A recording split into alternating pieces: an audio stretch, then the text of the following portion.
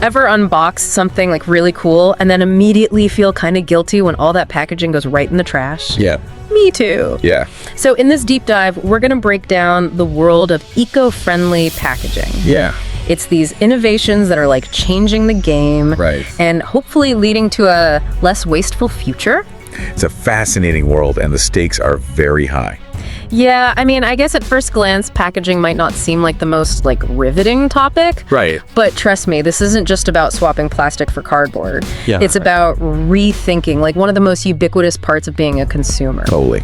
But before we get to the exciting solutions, we got to talk about the problem. Yeah. Traditional packaging, it's got some legacy issues, right? It really does, and it's literally like piling up. Right. Because right now, single-use plastics are still king when it comes to packaging. Yeah. And the problem is these materials stick around for centuries, like they're way past. Wow. They've served their purpose, but they're still hanging around.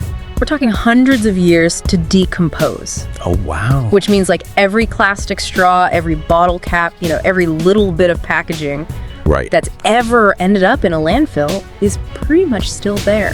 It's kind of horrifying when you think about it like that. It is. It's like our trash is going to outlive us. In a way, it is, yeah. And the consequences go way beyond just overflowing landfills. Right. This plastic waste ends up polluting our oceans, harming marine life. Right. Disrupting ecosystems and even leaching like harmful chemicals into the environment. Right. And it's not just some distant problem.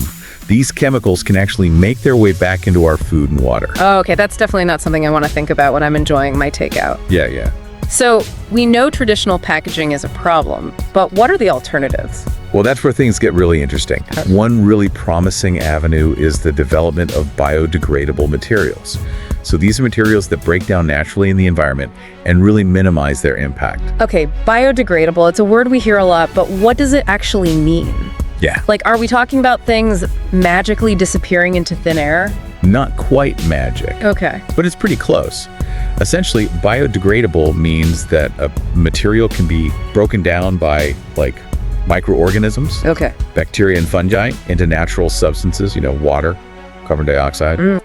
Compost. Okay. Basically, it becomes food for the earth. And this process happens so much faster than the decomposition of traditional plastics. Wow. So it really reduces the burden on our landfills and ecosystems. So instead of hanging out in landfills for centuries, this stuff actually decomposes and becomes part of the natural cycle again. That's it. That's pretty amazing. Yeah. But how does it actually work? What are these biodegradable materials made of? Yeah. That's the really exciting part. The range of materials is incredible. Okay. So you've got plant-based plastics made from renewable resources, things like cornstarch, sugarcane, even seaweed. Wow. Which can be just as strong and durable as traditional plastics. So they're turning plants into plastic. It's like something straight out of a science fiction novel. It really is pretty remarkable. And then there are even more unusual materials, like mycelium, which is the root structure of mushrooms. Okay. So mycelium is being used to create packaging that's completely compostable, naturally strong, and lightweight. Wow. And incredibly versatile in terms of the shapes and sizes that you can create. Mushroom packaging, I have to admit that's a new one for me, but it's great to hear about all these innovative alternatives It is. to traditional packaging. Yeah. But can we take it a step further? What about completely eliminating the need for disposable packaging altogether? You're thinking in the right direction. Okay. Beyond biodegradable, we have the rise of reusable packaging, a system designed to eliminate waste by keeping packaging in circulation. Okay, now we're talking. Tell me more about how this whole reusable packaging thing works. Sure. So companies like Loop are pioneering a system where instead of buying products in single-use packaging, Right. you purchase products in durable, reusable containers. Okay. Once the product's used up, you return the container, it gets sanitized, refilled, and it's ready to go again. So it's like the milkman delivery system our grandparents used to talk about, but for like everything. Exactly. Instead of buying a new bottle every time, you're essentially subscribing to a service where the packaging is part of the deal. Precisely. It's about shifting from a single-use mindset to a closed-loop system. Right. Where packaging is treated as a valuable resource, not just something to be thrown away. Right. And it's not just limited to a few niche products either. Yeah. We're seeing this model for a wide range of items. Now, Food, beverages, cleaners, even personal care products. that's incredible.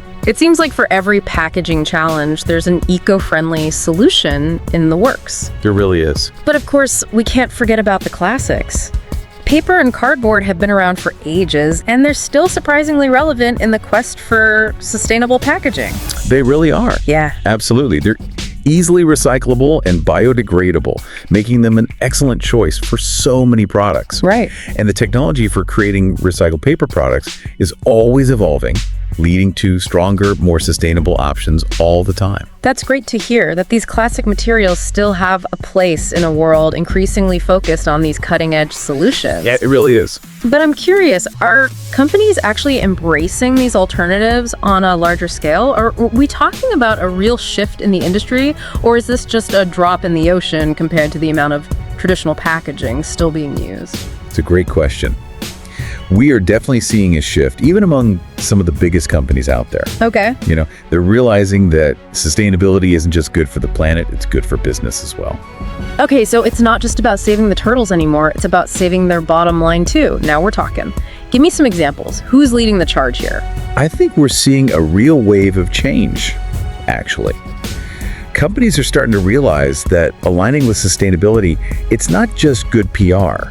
It's becoming really essential for attracting those eco-conscious customers. It's like the whole voting with your wallet thing is actually making a difference. That's encouraging. So who are these corporate trailblazers? Give me some names. Well, one big name that comes to mind is Coca-Cola. Okay, yeah. They've been under a lot of scrutiny for their plastic use. Right. But they're making some big commitments to change, like we're talking about initiatives, to really reduce their reliance on virgin plastic. Okay. Invest in more easily recyclable packaging and even explore these innovative alternatives like those plant-based bottles that we were talking about. So plant-based bottles, what are we talking about exactly? How do you even make plastic out of plants? It's actually really pretty amazing. Okay. So these bio-based plastics are derived from renewable resources. So we're talking things like cornstarch, Okay. sugar cane, even algae. And scientists have figured out how to extract certain components from these plants and through a series of chemical processes, transform them into polymers, which are those building blocks of plastic.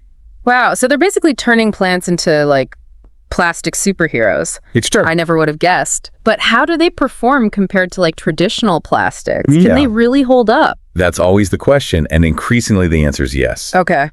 These bio-based plastics are being engineered to be just as strong, durable, and resistant to the elements as their traditional counterparts. Wow. And we're already seeing them used for a huge range of applications. Food packaging, beverage bottles, even clothing and electronics. Okay, so maybe a future where my online shopping sprees don't come with a side of guilt about plastic waste isn't so far-fetched after all. It's true. But what about those items that need a little extra TLC during shipping? Yeah. Are there eco-friendly solutions for those too? Absolutely.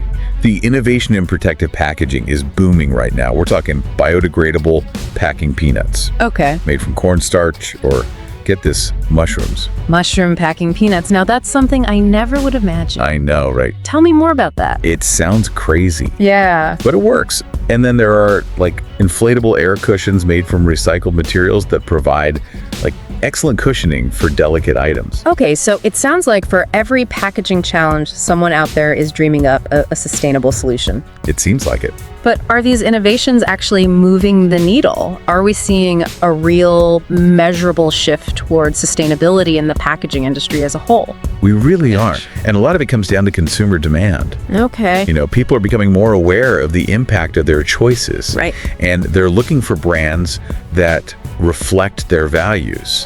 They're willing to maybe pay a little more for sustainable packaging, and companies are starting to take notice. It's like we, the eco-conscious consumers, have become a force to be reckoned with. That's right. Our choices actually have the power to shape the future of packaging. They do. But even with all this progress, there must still be challenges, right? We talked about the cost factor, but what about those times when traditional packaging might still be the only viable option? Yeah, you're right. It's not a perfect system just yet. There are situations where traditional packaging might still be necessary, maybe due to specific product requirements or regulatory standards or even limitations in existing infrastructure. It's a good reminder that we're still kind of figuring things out as we go, and sometimes it's about choosing the least bad option while we work towards those better solutions. Exactly. It's about approaching these situations with a focus on minimizing environmental impact wherever possible. Even small steps in the right direction can make a big difference. So true. But zooming out a bit, we've talked about the innovations, the challenges, the growing consumer demand. What's next? What does the ideal scenario look like for the future of packaging? It's a big question, but I think the future of packaging is all about circularity. Circularity. Okay, I'm intrigued. What does that look like in the world of packaging? So it's about moving away from the traditional linear model of take, make, dispose, right? Yeah. And embracing a closed loop system. Imagine a system where packaging materials are constantly reused, recycled, or composted, really minimizing waste and resource depletion. Wow. It's about packaging being designed from the ground up with its entire life cycle in mind. So we're talking about a future where packaging is designed to be reused, recycled, or composted. Yeah. Basically, it never really becomes waste in the traditional sense. Right. It's a pretty mind-blowing concept. It is. It really requires a paradigm shift, but the potential is enormous. Yeah. Imagine a world where packaging is no longer viewed as a problem, but as a resource, a valuable part of a closed-loop system. Right. That's designed to benefit both people and the planet. I'm all for a little eco-optimism. But let's bring it back down to earth for a second. We've covered a lot of ground in this deep dive. Yeah. But for the average person listening, what's the key takeaway? What can we do in our everyday lives to be part of this shift towards a more sustainable packaging future? It might sound simple, but one of the most impactful things you can do is just reduce your overall consumption. Okay. The less we buy, the less packaging we have to worry about. That makes sense, but let's be real. We're not all going full minimalist overnight. Right. So what about those times when we do need or want to buy something? That's where mindful purchasing comes in. Okay. Before you click add to cart, Yeah. Take a moment to consider the packaging. Oh. Are there options with minimal or no packaging? Is there a more durable option that might last longer, reduce the need for frequent repurchases, and hence more packaging? Asking those questions can make a real difference. But what about all the packaging we're already stuck with? Recycling seems like the obvious answer, but it can be so confusing. It really can. Is there a secret decoder ring for all those different symbols and rules? You're not wrong. Navigating the recycling world can be overwhelming, Yeah. but honestly, a little research goes a long way.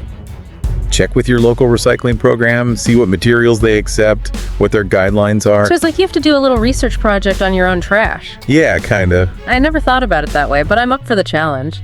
Now, what about the things that can't be recycled? Are they destined for the landfill, or are there other options? Well, that's where composting comes in. Okay. If you have access to composting, either at home or through a local program, Right. you can divert a significant amount of your organic waste, including certain types of packaging, from the landfill. Okay, so food scraps, yard waste, those are the usual suspects. Right. But what about packaging? What kind of packaging can actually be composted? You might be surprised. Yeah. A lot of packaging, especially if it's made from biodegradable materials, paper, cardboard, plant-based plastics, can be composted. Okay. Just look for those labels that say compostable, or check with your local composting facility. It's like giving those materials a second life as nutrient-rich compost. I love it. It's true. But even with our best efforts, there will always be some packaging that can't be recycled or composted. It's true. What happens to that stuff? That's the unfortunate reality. We don't have a perfect solution for everything just yet. Right. Some packaging will still end up in landfills. Yeah. And that's why it's just so crucial to focus on reducing our overall consumption and choosing sustainable options whenever possible. We need to keep pushing for change and supporting those companies that are actively working to reduce their impact. It's a good reminder that we all have a role to play in this. We do? So beyond those everyday actions, recycling, composting, being mindful of what we buy, how else can we as consumers help drive change in the packaging industry? Honestly, Yeah. don't underestimate the power of your voice. Let companies know that you care about sustainable packaging. Support businesses that are making a difference. Don't be afraid to reach out to some of your favorite brands and just honestly encourage them to do better. The more we demand change, I think the faster it's going to happen. I love that. It's about wielding our consumer power for good. Exactly. Yeah. And don't underestimate the power of just simply talking about it. Yeah. Sharing what you're learning, with friends, family, colleagues, it all raises awareness. Right. And ultimately, that collective awareness is what drives that larger scale change. It's like a ripple effect. Exactly. One person's actions can inspire others to take action. And soon enough, we've got a whole wave of change sweeping across the packaging industry. And that brings us to the end of our deep dive into the world of eco-friendly packaging. From biodegradable materials to reusable systems, from mushroom packaging to the power of consumer choice, it's clear that the future of packaging is full of possibilities and I think a lot of hope. Remember, every small action you take adds to that wave of change, so keep exploring, keep questioning, and keep making choices that align with the future you want to see.